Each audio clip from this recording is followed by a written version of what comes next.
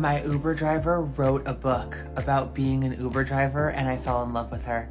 Story time, like my car randomly stopped working this morning. And I'm like, it's fine, I'll just call an Uber, right? Like life happens, there's no need to get upset about it. So this woman pulls up and she has like this amazing coat on. And I'm like, oh my God, she's fire. And she has like her hair dyed, an amazing coat, but she's like, she's like on the older side.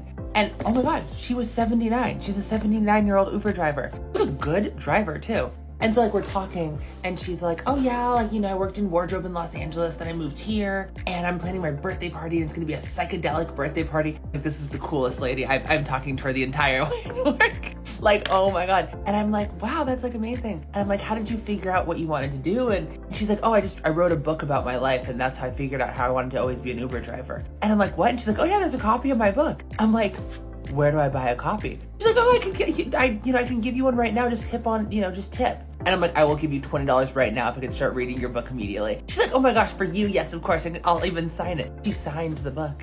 I have a signed copy of an Uber driver's book that I got from the actual Uber driver. The Joy of Uber Driving, a wild ride to self-love. I am so excited to read this. This is not sarcasm. Like, I love when stuff like this goes down. Like a problem happens, oh, your car is broken, but your Uber driver happens to be the coolest person ever who wrote a book, who's 79 and wrote a book on self-love. Like, be for real. Like, life is so cool. I hope this helps.